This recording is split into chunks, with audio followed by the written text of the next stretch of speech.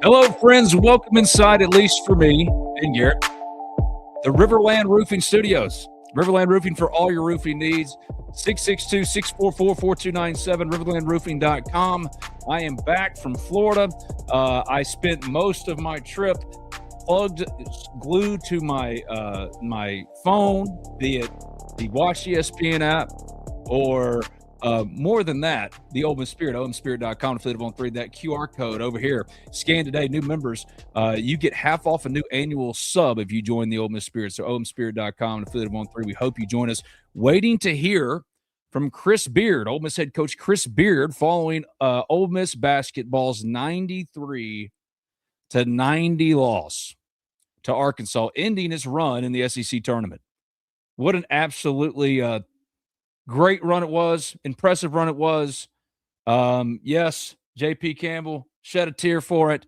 It's a tough loss for Ole Miss, tough way to go out. But I said this on the Ole Miss Spirit, omspirit.com, affiliate of On3. Brad Logan will be joining me from Bridgestone Arena after Chris Beard's press conference, and you're going to see Chris Beard's press conference here on this show in full. But like I said on the Ole Miss Spirit, omspirit.com, you know the whole spiel, the Ole Miss Spirit. Join us today for half off an annual sub. And I'll answer this here shortly at Real Wicked Brew. What are you hearing about Chris Beard looking to leave? Before I get into that, Ole Miss needed this run in the SEC tournament. These Cinderellas, though their Cinderella run ended against Arkansas twice, they were down double digits in the first half by 11, in the second half with just over 6 minutes left by 10. And both times battled back, forced overtime. A.J. Storr was really feeling it towards the end. It hurt going into overtime without Elias Carmerdine, who fouled out. Travis Perry made big buckets. Ole Miss needed this run in the SEC tournament for myriad reasons. One, the regular season, was absolutely awful. It just wasn't what anyone expected. And I'm not just talking about me and what we write and talk about at the Ole Miss Spirit all day, every day. We'd love to have you at On3, the Ole Miss Spirit, omspirit.com. But Jeff Goodman, John Rothstein, pick your national college basketball analyst. And each one of them had the same thing to say about these Rebels essentially in the preseason. Watch out for this group by Chris Beard, what he's put together in the portal. And with the 3 top 100 signees, a top 16 portal class, 3 top 100 signees, and a former Eurobasket MVP, they're a sneaky team to pick to win the SEC, let alone be an NCAA tournament contender again. And it just did not click. They finished 15-20, but what that run in Nashville allowed for Ole Miss was, one, to go into the offseason with some real momentum, but two, answer some real roster questions that I think they had. James Scott, for a roster that cost around $8 million, which isn't in the top, I want to say 8, surely not in the top 8 of the SEC. I don't have the figures right in front of me. But an $8 million roster, James Scott was one of, if not the highest NIL earner of all of those players. And for most of the season, the former Louisville transfer just didn't do much, didn't offer much.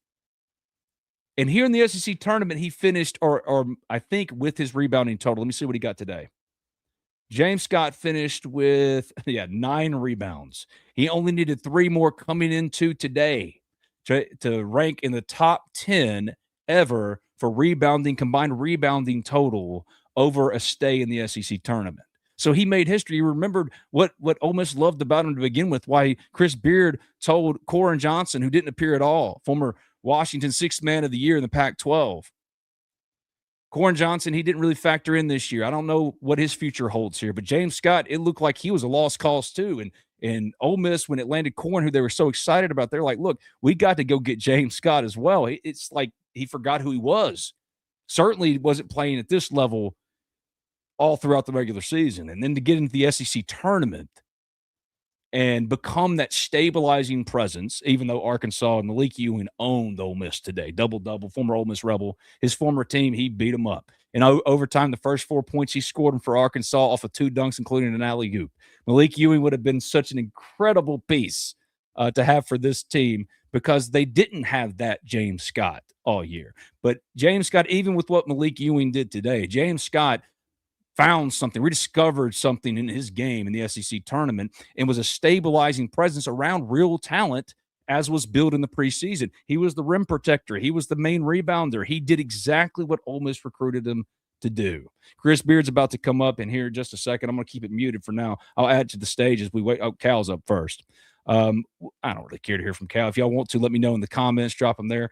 But now James Scott, who's only a junior and is making as much money as he's going to make anywhere here at Ole Miss right now, $1.82 million, which going into the SEC tournament, like averaged out to 30 grand per rebound. Like this man went for almost 40 rebounds over 4 days in the SEC tournament, and nearly helped Ole Miss punch an automatic qualifying bid to the NCAA tournament. What a great performance by him. And now you consider what he could be for the future, because one thing in portal culture that we've learned is continuity is almost impossible to come by. But Ole Miss has a lot of sophomores. Like Travis Perry found something in the SEC tournament. Travis Perry was making big shot after big shot today against Arkansas. He finished. Let's see. I'm gonna go ahead and bring the stats up on the stage. Let's stop sharing Cal. We'll wait to come back whenever Chris Beard shows up. Let's show you the stats and really what it all came down to. And Travis Perry, who started, had 9 points, 3 of 9 from 3, but it seemed like all of that action was happening late for him when Ole Miss absolutely had to have it, needed him the most. A guy who set records, like made history, is the all-time leading scorer in Kentucky high school history. He finally did something in the SEC tournament, and more than that, defensively he grew. I thought Patton Pinkins, the offense was there. The defense grew. He was their best defensive guard according to defensive efficiency rating. I mean, Patton Pinkins, he's becoming more and more of an all-around player, while Darius Acuff is headed toward becoming potentially the number 1 pick in the upcoming NBA draft. Patton Pinkins is playing his way into real draft consideration as early as next year. And he performed well on the biggest stage. Finished with 15 points, second only to Malik Dia, 4 of 6 from the field. But it's those it's the lack of rebounding from him, the lack of assists. You want to see some more creation from him in that way. But, man, what a great piece he emerged to be. Travis Perry and what he contributed, especially late in this game and defensively, how they grew defensively in the SEC tournament. Malik Dia didn't want this to end. And after a disappointing year as the unquestioned face of this program, what he did in the SEC tournament. Actually, he averaged nearly 20 points per game over his last 9 games, and today was very active. There was no – you would never – if like you were tuning into basketball for the first time, you would have never known that Ole Miss was playing its 4th game in 4 days. Like the excuse stuff that Chris Beard talked about that he absolutely nailed about – look, y'all grew up in AAU culture, man. Y'all played 3 games in a day, and then you come back and next day, blah, blah, blah, tournament-style stuff, no excuses. And they had none. They just went after it, and they failed just short. But everything they needed that run to be is what they got. And those roster questions that – they're going to have significant roster turnover again. They're going to. But now, going into the tournament, we already knew that was the case, and it's still the same today. But coming out of it, I'm like, well, I wonder if 4 to 6 of these pieces, if not more, are players that Ole Miss potentially retains. Going back to that point about sophomores, where James Scott is a junior and making real money, and like he doesn't have an NBA future yet. That's a piece you hold on to. Corey Chest didn't play a lot today. Let me see what his final totals were. It's almost the visitor. Corey, yeah, he didn't play much at all today. 6 minutes and he was -3. So Corey Chester might be a decision on, I don't know, but he started to do some things later on. But I'm looking at players now like, all right, Malik Dia is gone, but James Scott can now be a piece to the future. Elias Carmerdine recently secured an extra year of eligibility from the NCAA. Stands to reason he'll be a part of Ole Miss's roster next year. That's the former Eurobasket MVP. Travis Perry, he looks like a rotational piece. I mean, he's not going to be a star piece, but man, a second year from him in his rotational role, along with Eduardo Klofke, makes a lot of sense. It certainly checks. And then you wonder about the other 2 top 100 freshmen in Nico Bundalo and Tyler Jordan, who I think are on transfer watch immediately because, look, that's what happened with John Bull. He was redshirting like Tyler Jordan did last year, and Beard and everybody said that was the plan, and yet he ended up transferring out anyway. So Tyler Jordan, I'm curious to see if it's the plan or if it was just, a way to save face and maintain eligibility and he can go where he goes at the end of the year. I don't know. But I'd hate to see all three of those or two of the three top 100 signees walk out the door. There's some untapped potential there. AJ Store's gone. That'll hurt. So you got to get a really playmaking wing in that way. Eduardo Klofke grew. I mean, the offensive output was better, but it still wasn't anything to write home about. He's a glue guy, made a great play there late as Ole Miss was charging back from 10 down in the second half. Looked like an easy lay-in once he drove the lane. Decided to kick it out to Travis Perry because Ole Miss needed a three, and Travis absolutely nailed it. I mean, some smart, heady plays from him, and what he's meant for what Chris Beard values more than most anything, culture, is something that can't be dismissed. So what a game it was, and it's unfortunate. I hate it that it ended for them in that way, but what an incredible showing by Ole Miss in Nashville. You had to have that. You had to. I mean, and give them all the credit in the world too. Because honestly, lesser people, lesser teams would have just mailed it in. Honestly, when they lost 12 of their last 13 games in the regular season, including a last-second loss to South Carolina, the only team in the standings, the SEC standings, lower than them. We all kind of said that. I know I did. I don't want to group y'all in. I don't want to speak for y'all, but I know I did. I said, man, this is a team that's mailed it in. They don't care what motivation they have. They're not going to the postseason. Yeah, they're going to go play a game in Nashville, but this is a high-paying roster that what they got to play for anymore. And yet they didn't. Like what Chris Beard said of this team was true. They said they kept showing up. You had so many guys first thing in the morning showing up to get their shots in, to get in the training room, to work out. It was as if they were on a 12 of 13 wins in their final, 13 games instead of a losing streak like that, the way they were operating. But it's easy to say that. You actually have to put something on the floor.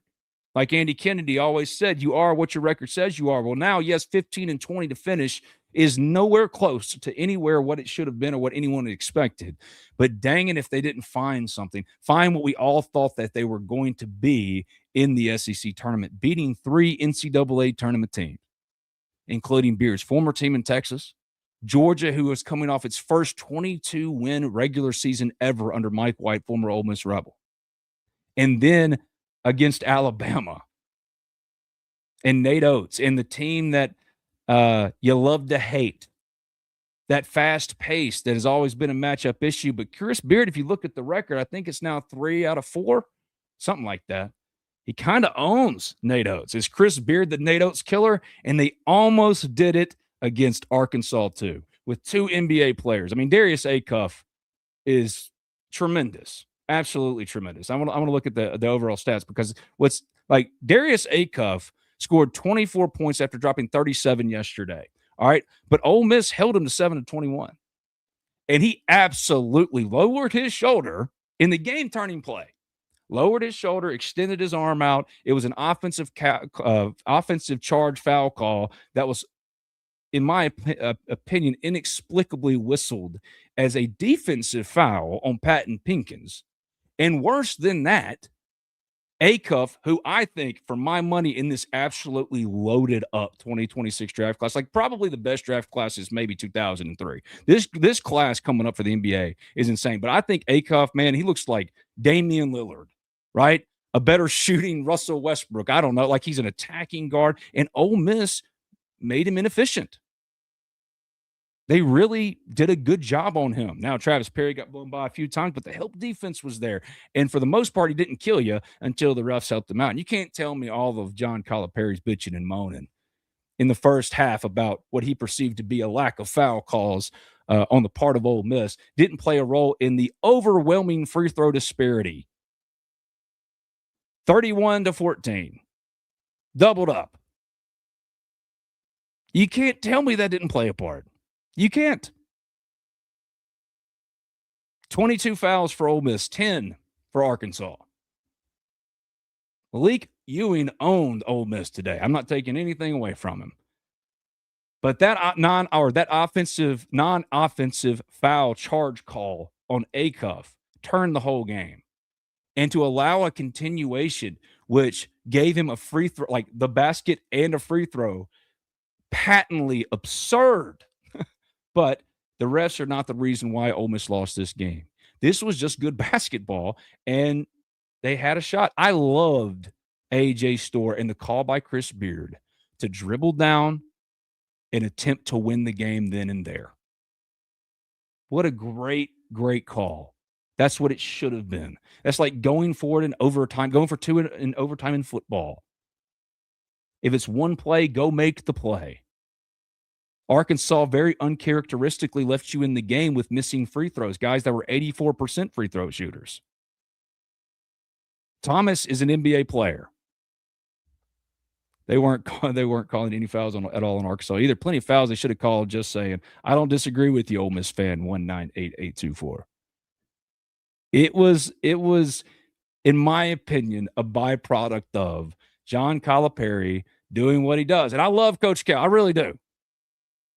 But working the refs to get a more favorable results, because there was a turn in how they were called, but they didn't lose because of that. They lost because they didn't make the final play. This was a one-possession game, even though Ole Miss fell behind twice by double digits. What an incredible testament to the character and the fight of this team that had every reason to mail it in and didn't. What an incredible testament to them. And it doesn't make up for how bad the regular season was. It doesn't. And there are still real questions about, because this was the first roster that Chris Beard, all of the players were his players. No Kermit Davis holdovers, no Matthew Morrell or Jamin Brakefield, glue guys that you said were glue guys and admitted it and were critical. Carmody and Pinkins fouling out was a fact. Absolutely. Fouls didn't help. It didn't. But that's not the reason they lost. It was still and that came from Jeremy Barlow in the chat, it was still a one-possession game, and you didn't make the final play of the game. I loved the call of A.J. Storr shooting to win it. Screwed, it was so fun because I was sitting there on the couch with my wife and my oldest daughter. Emily graduated from Ole Miss, but she's not a diehard or anything. Honestly, they couldn't probably tell you two players on Ole Miss's team. It's a beautiful thing because this is my entire existence. But they really got into it and they were rooting on, and Emily was so frustrated. She's like, why did he do that? Why did he shoot that? Because you go for the win right then and there, damn it. And then it fell short, and sometimes you lose. This was a one-possession game. Wasn't decided by free throws. It did have an impact, obviously. But what an incredible run for Ole Miss in Nashville. I don't know how much longer Coach Cal is going to be going here. So let's remove gentlemen. Now we're going to see what Coach Cal said after the win. And the job Chris did, think about they struggled this year. And all of a sudden, at the end of the year, not only is their team playing, but individuals have gotten better through that struggle. And I thought, again, I'm watching them. Look, we've gotten better. We didn't play that bad. They just didn't give up. And you think about what they've done and how he's done it, it's amazing. But I'm happy with our guys and what we did, but that was a hard-fought game. Start in the front. If you guys would just slide the microphone all the way down. Coach, tomorrow's the first time that Arkansas will have played in the SEC Tournament Championship since 2017 when you beat them with Kentucky. What does it mean to take Arkansas back to the SEC Championship game, and what do you remember from the last time that they were in it when you coached them at Kentucky and beat Arkansas? I remember we won the game, but we always had wars back then too. And so,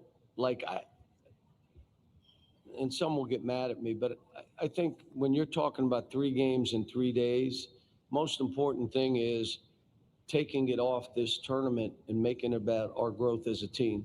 It's about holding our seed or improving our seed. And so you have something to play for that's bigger than that.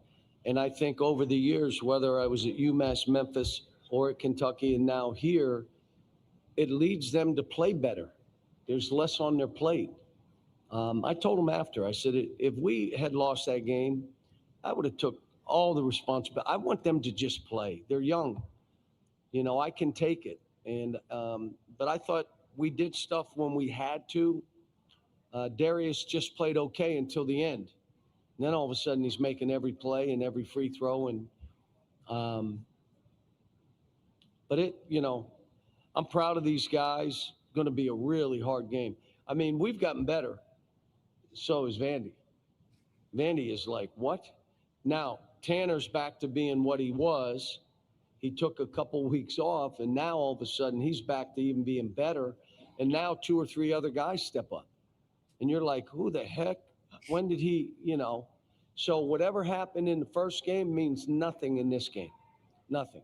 Just like what happened to us with Oklahoma or Mississippi the first time. It had no bearing on this game. It's going to be a hard game. All right. Well, that was Coach Cal weirdly calling Ole Miss Mississippi, which we all absolutely just love.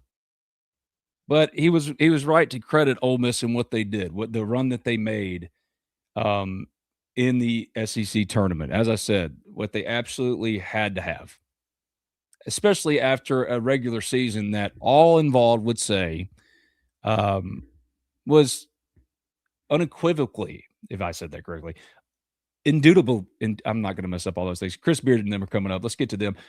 They had to have that run, and they got it, and it's a testament to them and everything that they did. Here's Chris Beard and company after Ole Miss's loss to Arkansas in the SEC tournament, ending their season. And we are ready. Coach, if you would give us an opening statement, and then we'll take questions for the players. Does everybody need to stand up and stretch a little bit, do a couple jumping jacks? When we meet with our team, it's 8 to 10 minutes. Our attention spans go away. So we're back there waiting quite a long time. Normally in all my years of college basketball, the SID or the media requests the players that come up here. But tonight it was a special request by me. I wanted to be joined by these two guys. I want to be very clear on what I have to say. I really appreciate AJ Storr choosing to come play for us at Ole Miss. It wasn't the overall season that either one of us envisioned, but AJ, one of kind of the misunderstood stories in all of college basketball. Like, I've never coached just a more loyal, poised, even-headed guy. And I feel like I know AJ as well as I could possibly know him in a one-year setting because we went through everything together. We had a few highs. This weekend was a good run. We've obviously had some lows, but I got a lot of respect for AJ. AJ is going to play basketball till he chooses not to play anymore, or his body gives out. But I really appreciate AJ. I'll have his back forever, period. Malik Dia, same thing. I appreciate Malik Dia 2 years ago, choosing to come play in our program where he had other options. At the time that Malik Dia made the decision to come play for us, we weren't coming off an NCAA tournament or nothing like that, but Dia believed in the vision. Malik was a huge part of our Sweet 16 last year, arguably the best team in Ole Miss history, tied with another Sweet 16 team. I got a lot of respect for Malik Dia. I coached Malik really hard, and the outside world kind of saw that, but don't get it twisted. I always had his back, and he always had my back. From our first conversation at a coffee house here in Nashville, Malik told me what he wanted out of basketball and in life, and I still remain as confident as ever today that Malik will achieve any goal he wants in basketball. Obviously, I saw a lot about these guys' character this year through the ups and downs of the season. But I love Malik. I'll never forget him choosing our program in the first place. But these two guys to my right, there's nothing more I can say about these guys. In fact, I respect them. This season was a journey, ups and downs. Your true character comes out during adversity. And we had our share of adversity. But to finish the way we finished the season here, I think speaks highly of everybody in our locker room, including these two seniors to my right. And so I have a lot of respect for these guys. The basketball game, briefly, we made more shots than the opponent. We made more threes than the opponent. Turnovers were around even. The glaring difference in the game was the free throw differential. 22 fouls to 10. We fouled twice at the end of the game on purpose. So really a foul count was 10 to 20. That's frustrating, but gives us a great opportunity to learn this offseason, study this team, how we can help our guys get to the free throw line more, and how we can keep the opponent off the free throw line. But I thought our guys played with a lot of courage today. We played the game to win. We did not lose this game today. We simply ran out of time. AJ had 2 game winners today. He made one. One of them rimmed out on us. I wish we just needed one more minute to play. We just kind of ran out of time today. Any questions for these 2 guys, AJ or Malik? Start to the front right. AJ, Coach Calipari said that he wished that he had called a timeout on that play before he laid it in and sent the game to overtime. Can you just kind of take us through your mindset there as you're driving and scoring that game time basket? I just seen him. He pressed up on me, so I just went around him and laid it up. Yeah, this question is for both of y'all. Obviously, very high praise from Coach Beard. Can you talk about what he means to you and what kind of the biggest lesson that you'll take into the next chapter of your life is? AJ, if you'll start with that. I appreciate Coach Beard. He really works really hard. He deserves to win, and I'm just thankful for him for recruiting me to go here. And a lot of ups and downs throughout this season, but he never quit on us. He kept coaching us hard, kept holding us accountable, and just wish we could keep playing, but we just lost. So. Yeah, Coach Beard got the best out of me every single day. Practices were intense. Games were intense. All he cares about is winning. Winning's the biggest thing when it comes to the team sport. And that's one of the biggest things I can ever learn from him, man. It's just the winning aspect of the game, and also in life, kind of when you want something, you kind of gotta go get it. And he kind of instilled that in me of, you have to do what it takes to win. Everybody talks about the process of work, but it's real. It's real here at Ole Miss. And I super appreciate Coach for, allowing me to come here and play in the SEC and play for him. Well, there they were. After Ole Miss's loss, I don't want to use the whole ESPN feed, obviously, because it's theirs, but Ole Miss's season is over. Ole Miss's season is over with a 93-90 loss in the SEC tournament to Arkansas. Let's pull back up those stats one last time. We're going to jump to a little bit more of what Beard said, probably, but I want to touch on what some of the things he said because it was awesome. But Brad Logan is there at the press conference. He'll be live with us for a kind of a post-game recap shortly afterwards. I wanted to show you some more of the stats. If you missed it, if you're just joining us here on the Talk of Champions, I'm Ben Garrett at Spirit Ben on Twitter. That QR code on your screen, if you scan it today, join the Ole Miss Spirit for 50% off new members. Meaning if you sign up for an annual sub, you get it for 50% off if you've never tried us before. So there's no better time than now as the basketball portal is soon to open up for Ole Miss.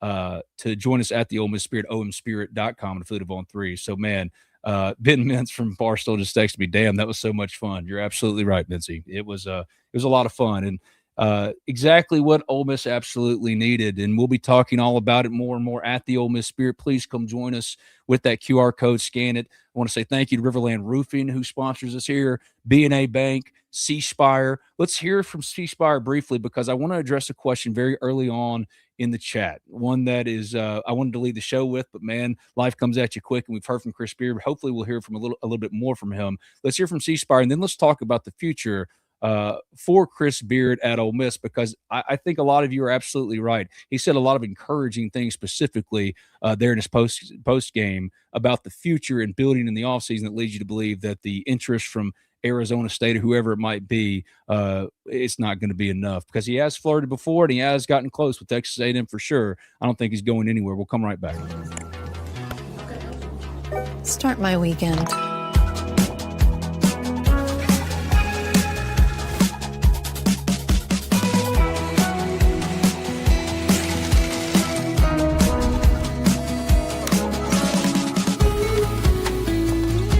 Own your day on the Network for Connected Living. There's more to see. C Spire. Customer inspired. Protecting homes and businesses from the whims of nature, you need more than just quality materials. You require Riverland Roofing. Licensed, insured, and certified, Riverland Roofing offers not only the assurance of excellence, but a tailored approach to your unique structural needs and budget. To To learn more about what Riverland Roofing can do for you and the community, call them at 662-644-4297 or visit riverlandroofing.com. Ole Miss's season comes to an end in the SEC tournament, a 93-90 loss to Arkansas in the semifinals.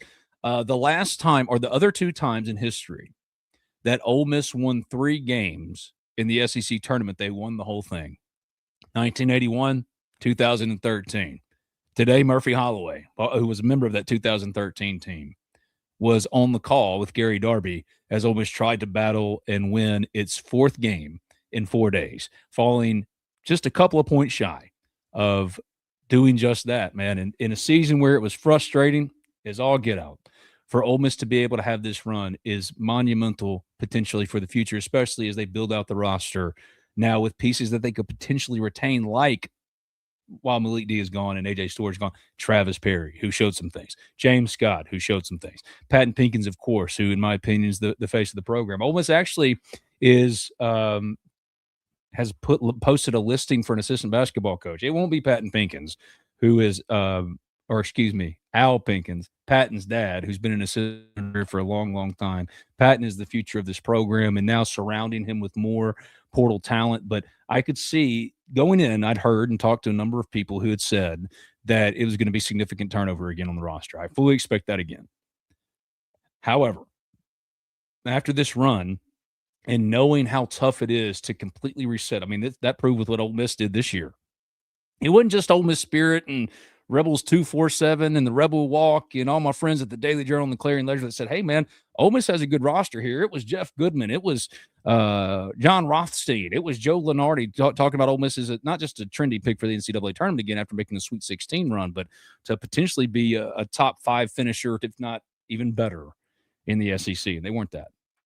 But it came together. You saw the vision. Like Chris Pierce said yesterday, you saw the vision finally in the SEC tournament, what they thought they were going to look like. So now if you can maintain a good chunk of that core, rather than bringing back only 2 returning guys in Malik D and Eduardo Klofke, maybe you bring back 4 to 6, with it being Pinkins and James Scott and Travis Perry, potentially Corey Chest, who today didn't have much to offer Ole Miss, but has flashed. AJ Storr will be missed. You need a playmaking wing, potentially a 3-and-D guy to step in there. But those are, that everybody wants those. Good luck finding one. This was an $8 million roster. Do you have to increase now based off of this? Because a lot of people going in saying, man, for $8 million, you got 12 and 19. Well, they finished 15 and 20 or whatever it was when they were done. 13, 14. I lost count after a while. They lost 12 of their last 13. But now, which pieces would you think would potentially be worth keeping? And unlike last year when Ole Miss got started late in the portal, and they admit this, later than they should have, now they get started immediately.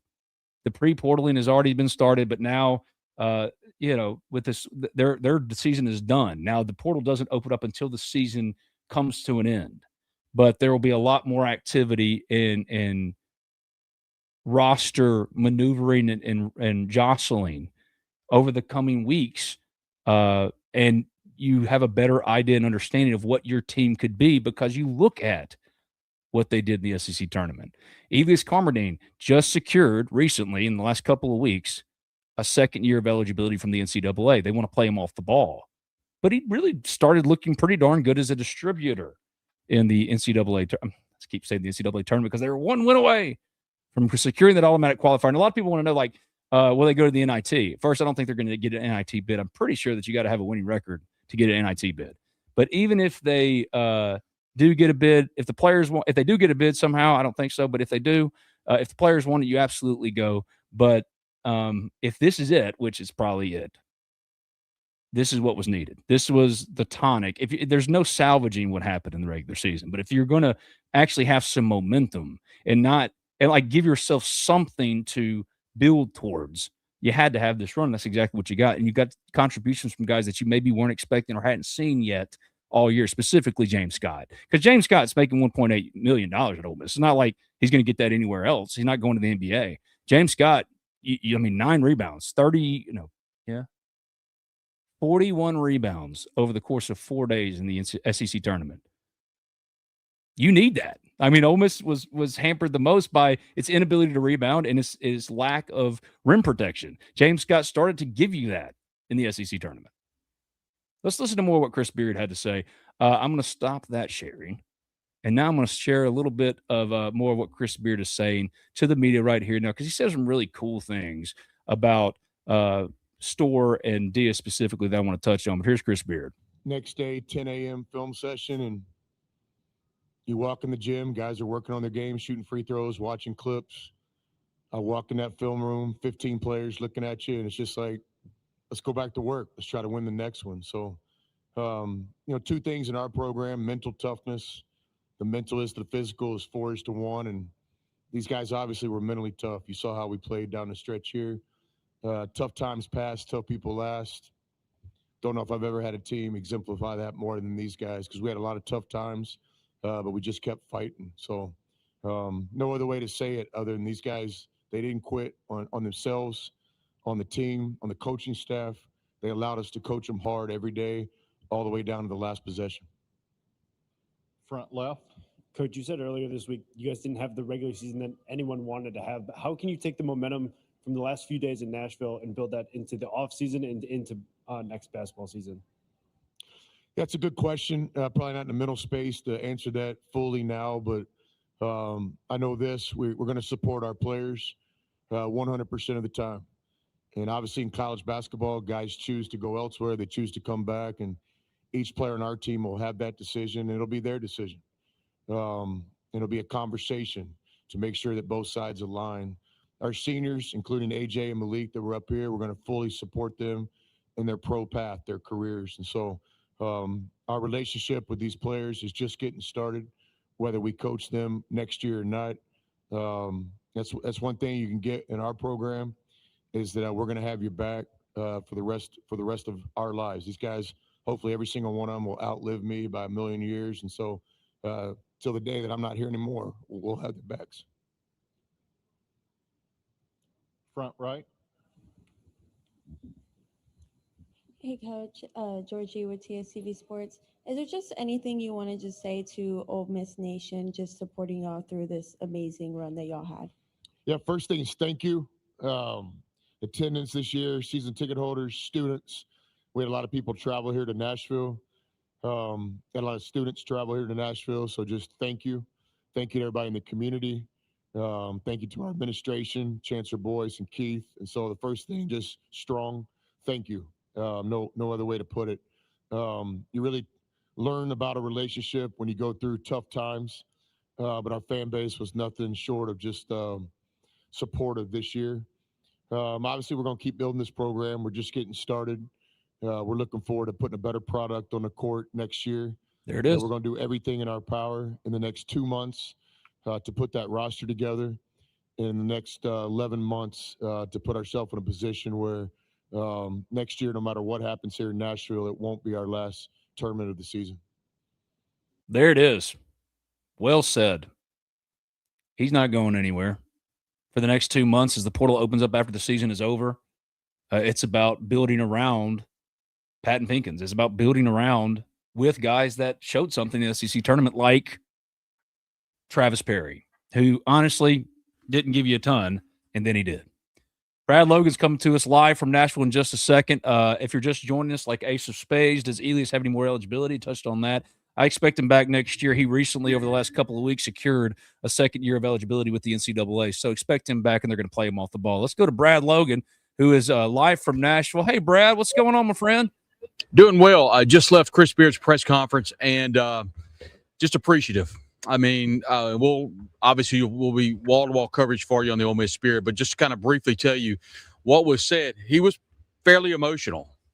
And basically talking about A.J. Storr, talking about Malik Deal, what they add to the program. Not only are they, great basketball players for Ole Miss, but they're good people. And, John Calipari, who came on before Chris Beard, talked about character and talking about playing within themselves. And Chris essentially said the same thing. I thought something, too, is when Coach Beard said, we didn't lose today. We ran out of time. And that was not a shot at Arkansas. Not at all. That was a coach saying they literally left everything they had on the floor. Some people have asked about, is there any type of regret? Honestly, sure. I mean, there's some rearview mirror watching, I'm sure. But it's hard to argue with a program that came in, beat Texas when no one expected them to, came out and fought tooth and nail and beat Mike White and a really good Georgia team, and then really played well and beat Alabama yesterday and had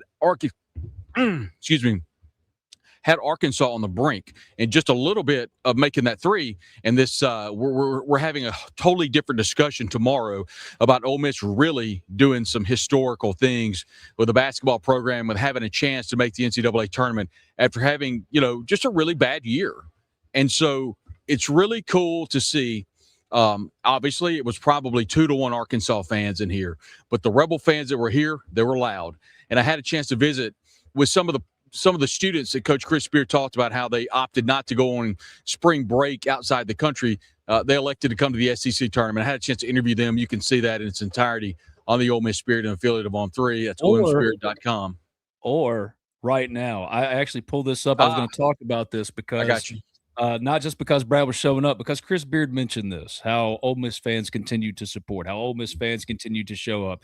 And it was no more evidence than what these kids, if I can pull it up correctly, let's see here, what these kids who skipped their spring break to spend it watching Ole Miss make an improbable run in the SEC tournament. Here's Brad, and here's his report from Nashville. Brad Logan here from Nashville, the site of the SEC men's basketball tournament. And for all the Ole Miss fans that have wondered about the Fab Four, well, we've learned that there's more than just four that have made the tournament special for Ole Miss.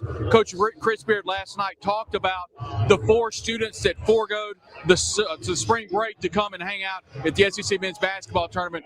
Drew Martin, you're one of the many. Tell us a little bit about the decision to come and watch Ole Miss play. We honestly decided we're going to do this for our spring break, probably in November. And then, it wasn't quite the year that we'd hoped for, but we knew it's a talented team. So we said, hey, we're still coming. We're going to come to Nashville, see what that's all about, watch some basketball. And this run's been awesome. We're going to be here until we're out of it. So it's been a really good time. Well, as you heard, Coach Chris Beard talked about you and all of our friends behind us. I know that was exciting. Tell me a little bit about everybody behind us here. All right. So I came here with these other three right here. These are my close friends. We're sharing a hotel, and these guys have been here every day. They're from Nashville. So it's within the six of us. Today we got two new guys, so we're happy to grow the student section a little bit. Well, we do know that Coach Chris Beard talked about he wants you guys to come by the office next week if they're not playing the NCAA tournament, obviously, but he wants you to reach out because he thought it was really special. How special has it been for you to be able to witness what many thought Ole Miss would be a one-and-done team? Like I said earlier, we knew this was a talented team, but it's been tough, losing overtime games, but it's been amazing, honestly. We're making a lot of tough shots. They're playing their heart out. The team doesn't care about the record. This is a chance to get in the tournament. So it's been awesome to watch. Well, appreciate you. Appreciate it. Want to bring you, tell us who we are and tell me about coming to the tournament. I got you. I'm Alex Holmes. I'm from here, and this is my buddy Drew. We've been going here, just from here. Got to go represent the Rebs, and so it's been fun. Going here, didn't expect to win all these games, but Coach Beard got us right, and excited to see about today and hopefully tomorrow. What about Coach Beard calling you guys out, talking about how you did go to spring break, but you decided to come here? Yeah, actually, I was supposed to go on a trip to Mexico. It got canceled, and so I'm here. I'm like, no better place to be, and honestly honored he tweeted about us. I was like, took a little ownership in that. Well, tell us, do you know who all is here from that trip that didn't go to spring break? I'm the only one, actually. But so I just came home and, here for the tournament. I know you've met up with a lot of people from around. Yeah. Obviously, they're big fans of Ole Miss. What's it mean to you personally to be able to, come to a tournament? I asked Drew about this. A team that many thought would be one and done, and now they're playing for a chance to play in the final. It's awesome. I was even talking to my dad. He went to Ole Miss. I'm like, what's the last time we've been here? Was it 2013 with Marshall Henderson? Maybe going this far. And so pretty special, even with last year a better team, to come and make a run like this. Pretty cool. Hold on one second. That was a really cool interview, and to hear hear that kid talk about, hey, I was supposed to go to Mexico, and it got canceled. Come here and speak as if 2013 was an eternity ago. eternity ago, Brad, was just hysterical. Well, I want to say this, by the way. As soon as Chris Beard talked about students and at the game, I immediately thought, I've got to find them. And so Matt Schwartz, who does a wonderful job, the sports information director or sports information for basketball. Mike is the best. Mike, I'm sorry, I called him Matt. I've got a Matt Schwartz friend of mine, but you're right, Matt. Thank you. I saw him before the game. He said, Brad, I saw you were posting about the guys. They'll be here. And I thought, okay, I'm going to come find you, and I want to find them. And so, anyway, he was great. And so being able to talk to those guys, to me, just epitomizes what it means to be an Ole Miss fan. Even though the Rebels didn't have a great year, this fan base, as I posted earlier whenever Chris Beard was talking about the difference, how the team had not performed like they wanted them to, but yet the fan and the administration, once again, Chris Beard was kind of fighting back tears. And I think a lot of that is because of the great relationship he has with A.J. Storr and the relationship he has with Malik Dia. And it kind of started off, now everybody knows that he and Malik Dia have had a little bit of an interesting relationship because of some things that obviously have gone on. But he was very quick to point out how proud he is of Malik Dia and how well that he has played for the Rebels this year. But he and A.J., that meant a lot. Ben, I want to talk really briefly about the game in and of itself. It was a blow for blow, and what we've seen a lot of good basketball games in the SEC tournament, but this one to me just is really high up the list because a lot of people were talking about Darius Acuff not playing as well in the first half. I think in large part that was because the Ole Miss defense is playing so well. Ole Miss went small late in the game, and that's when Arkansas, we saw them doing a lot of the alley-oops and a lot of the dunking early, but credit Chris Beard and his coaching staff. They really limited Arkansas kind of down the stretch, but it was only so much they could do. The Hogs kind of get hot there late, but then here comes Ole Miss. Here comes A.J. Storr knocking on a three. And a name that we talked about a lot yesterday was Travis Perry. Zach Berry and I, after the after the game yesterday, Perry got hot. He had some big threes today, and I thought it was just it was a situation to where I truly believe, I said this after the first game against Texas, and I believe it even more now, that the team really gelled here in the SEC tournament, and that is really a crying shame that this didn't happen midway through the SEC slate, that it didn't happen maybe earlier in the year. But Chris Beard found his rotation. He found a team. He found an Eduardo Clafty that comes off the bench and gives some great minutes. He found Patton Pincus with that teardrop.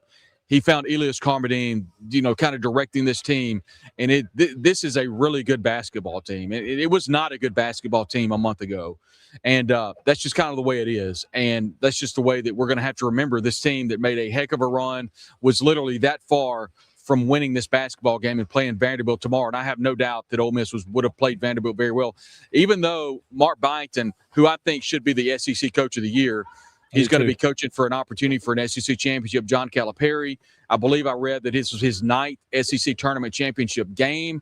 Obviously, most of those are with Kentucky. And, of course, in John Calipari fashion, in the press conference today, John said, I just don't like these tournaments. They end at 1 o'clock in the morning, and then you have to get up and play again. I just don't like these tournaments. And this is the same guy that's playing in yet another conference championship. He's a good basketball coach and very complimentary of Chris Beard. In fact, he opened up the press conference today by saying, look, let me start by saying this. What Chris Beard has done at Ole Miss and what he's continuing to do is a testament to our program, or testament to the SEC, all of the programs. And he was very complimentary of Chris Beard. So, and he even complimented, too. He said, hey, look, this is not a situation where we didn't play well and Ole Miss played. This is a situation where we played really good today, and we beat a really good team that played well, and that being Ole Miss.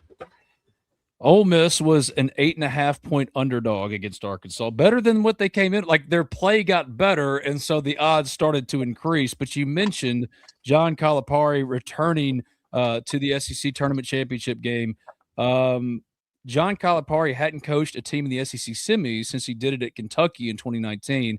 Yeah. He did that, and Travis Perry got back too before UK did. That is something I think is pretty notable, and it was an unprecedented, improbable, unpredictable SEC tournament, and Ole Miss was a big reason for that. And like I said earlier, when they won 3 games in the SEC tournament, and the previous 2 times they won 3 games in the SEC tournament, 1981 and 2013, they won those tournaments. And this time I loved A.J. Storr dribbling down and going for the win right then and there. I loved it. And, Sam Hutchins, I give Sam credit. I agree with him. He deserved to take that shot. I agree. He had put a lot of sweat equity into this tournament. And someone said, well, what about – I was like, no, he earned that right. And I think it was a great decision. It was a good I shot. and I thought it was a very well coached game from Chris Beard today. I really liked how he allowed players to play through some adversity. He allowed them to shoot through some adversity. I thought he caught his timeouts wonderfully today. A couple of those alley-oops early, he caught them perfectly to stop the bleeding, and then Ole Miss would come back, and you'd see A.J. Storr or Malik Dia make a play. Malik Dia off the dribble. I mean, this basketball team here in the tournament, they've gone right by the feet of Malik Dia. I mean, both on the court and off the court. And, I don't want to say he had a heel turn, Ben, but it just – from the middle of the year until right now, this is just not even remotely the same team. And it's really not even the same Malik Dia. I mean, he is a team player. He is someone that this team relies on. And quite frankly, Ben, he's someone that Coach Beard has relied on. And you could tell whenever, he looked at Dia and he looked at A.J. Storr, my goodness, I mean, you could tell the love and admiration he has for those players. And also Carlos Barone for the WCBI asked a question today I thought was interesting. He talked to – and I agree with Carlos' question. And Beard, to Beard's credit, I think it's going to allow him to maybe think about it and maybe answer maybe tomorrow or down the road. But how does a run like this help you in recruiting? How does a run like this help you get ready for next year? And to Chris's credit, he says, it probably does, but I'm really not in the mental space to think about that right now. So I begin to wonder, does this allow, as well as we saw them play out here behind me, and as well as they gel together throughout this run, do some of the players say, okay, I've kind of evaluated a couple of things. I think I'd like to see this thing through, rather than 3 or 4 weeks ago, this game's gone to hell in a handbasket. This season's gone to hell in a handbasket. I may be entering the transfer portal. So I do think there's some truth to that. I don't know how much it helps in recruiting, but Ben, personally, I think it's a good opportunity for some of the players that were thinking about maybe entering the portal. Maybe they reconsider now because of as well as this team played down the stretch. And to add to that, Chris Beard might make different decisions that he otherwise would have made about particular players on the roster in terms of keeping them because of what he saw over this run. That's what I kind of started with, Brad. I agree with you. James Scott was not a $1.8 million a year player for most all of the year, and then he went for 41. He went for 41 rebounds in 4 games in the SEC tournament and joined the top 10 ever in the SEC tournament as far as total rebounds for one single tournament run.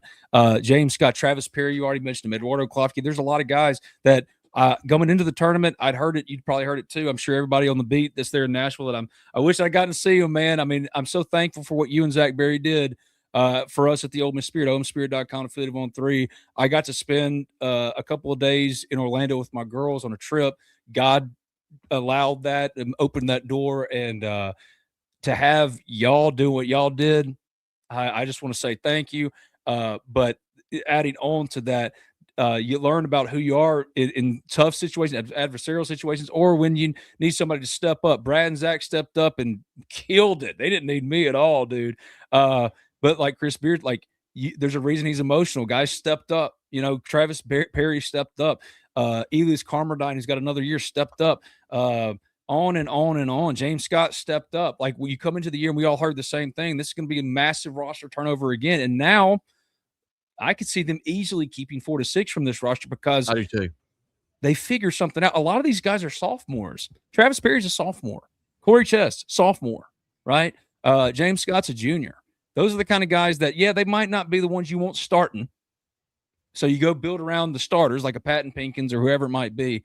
But, man, if you're going to get back to the NCAA tournament and not have to go on a miracle run in Nashville next year to do so, you want some of those players in your roster. So going from where it was, which was flip it all over again, to, I could see some core pieces retaining for the next Ole Miss NCAA tournament team. And, and that's a testament to Chris and to these players and for what they did in Nashville, because you had nothing and now you have something. You have something to say, oh, that's what it was supposed to look like. That's what they said all week, Brad. I mean, I heard it over and over when I would watch your coverage, our coverage at the Ole Miss Spirit, OleMissSpirit.com, the stories I'd write, going back and watching the highlights, watching the game again, reading the quotes, watching the press conferences. What would Chris Beard consistently, thematically say? You're finally seeing the team we thought we had. And it's unfortunate it came so late. But, man, so it happened late. It had there's no consolation for missing the postseason, but you now have something, and that's something was pretty dead-gum special in the moment for Ole Miss fans, and I think you would agree with that. Like, now you have some real something that you otherwise created in just over a couple of days that you just didn't have all year. That's one thing I think we all have to look at things not necessarily in a vacuum, but yet big picture.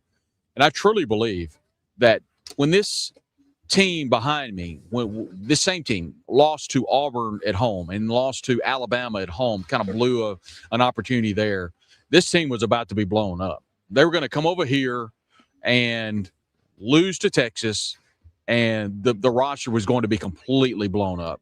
That is not the case.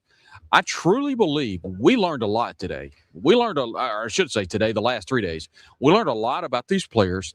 But I think more importantly, we learned that Chris Beard not only can coach, but he can galvanize a team. Now, I'm not throwing the baby out with the bathwater. I'm not saying that this season is a success. But what I am saying is that Chris Beard has done a heck of a job of reeling this team in, figuring out a way to make a run. And I think, judging by his comments today, but he talked about what they're wanting to do now is to go back, evaluate everything, appreciate everything that everybody has done, but more importantly, get ready for next year, whether it be the portal, whether it be recruiting. So he said that. I mean, he was asked about that. I think the commitment level for Chris Beard coming back next year, I think is positive. Obviously, things can happen, jobs can open, but I think I've not asked Keith Carter this. I saw him today. I did not ask him, but I feel like that he 100% supports Chris Beard. 100%. Yeah, and especially after the way everything happened here in Nashville. In fact, not only do I think that administrators and fans should support Chris Beard, they should be excited, because what we saw, and I'm not just, coming from an emotional standpoint of the last 3 days, I think that's a big jolt of energy to this program that, my goodness, it really needed, because it was in a really, really bad spot at the end of the year. At the end of the day, Sam Hutchins asked about the NIT, and I don't even know the rules, if you have to have a winning record, or it used to be you had to have a winning record. I don't know. But he asked about, would you guys be interested in playing the NIT? And he was, he was very nice about it. He says, I haven't even thought about it. So I do believe they're playing well enough that if rules would prohibit or would allow Ole Miss to play in a postseason tournament, they're not having the CBI. I did read that. But the NIT could be something that they could play in, and I truly believe they're playing well. Why not? But, yeah, we'll just have to see. One question here was about the free throw line. Look, Arkansas took the ball to the bucket. I mean, that's what they did. And that's sure. I mean, there were a couple of player control fouls, and there was a blocking foul I didn't quite agree with. I thought there was an and one opportunity down the stretch that Ole Miss didn't get, but officiating didn't beat Ole Miss tonight. Arkansas was just more athletic than Ole Miss, and Ole Miss, barely missed a shot late. But Ole Miss went toe-to-toe with a really good Arkansas team. This is an Arkansas team we could see in the Final Four. I mean, Brazil, those guys, Acuff is a lottery pick. This is a really good team. And to be able to defend this team the way as well as Ole Miss did, to shoot the ball as well as A.J. Storr did, I just think it was a really, really good effort today by Ole Miss. I thought it was a fantastic effort in the SEC tournament, and I do believe brighter days ahead for Ole Miss. Well done this week, Brad. Be safe coming home. You've done tremendous work. He is a contributor with us at the Ole Miss Spirit, omspirit.com, an affiliate of On3. I think the world of him. I think he's the absolute best. And I love what I do. And since you've opened the door, let me allow me to say something here. I get stopped a lot on the street. You saw we got stopped. We were stopped a lot in Phoenix, and I never take the opportunity. You'll love this. I'm sorry to interrupt. You'll love this. I'm going to tell you this because we ain't got to talk since I got back from Florida.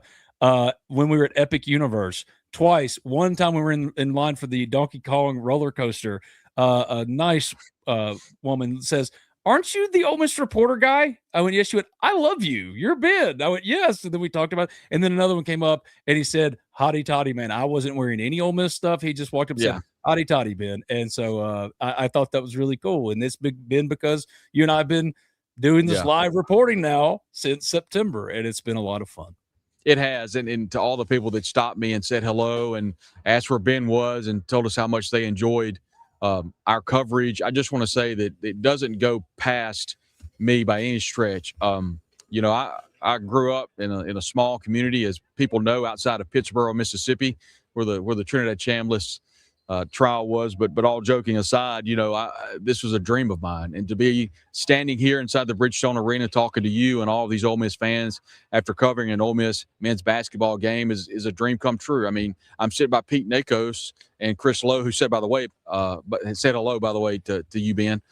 And I'm sitting there talking about Ole Miss football, and I look to my right, and then I'm able to see different people, and then we're talking about, Ole Miss sports. It does not go unsaid how grateful I am to have the opportunity to do this. And Ben, I appreciate you. Obviously, you've been a great friend and partner throughout this process. But I want everybody to understand how much I thank you and how much I appreciate all of you coming up and saying hello, because that's what makes it fun. That's what makes all of us enjoy what we do.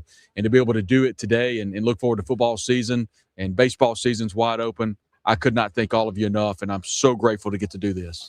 I don't want to get out of here on a bad note, but look, we're doing a post game from a loss. Ole Miss baseball lost 11-2 to Texas, and Yeah, I saw that.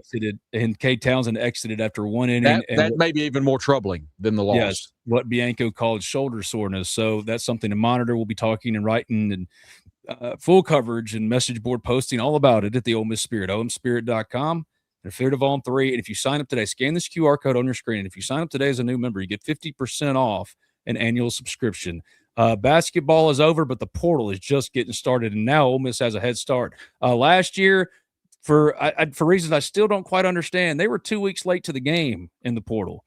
Is that what cost them? I don't think so. They did a good job of putting together a roster that showed you in Nashville what they could have been.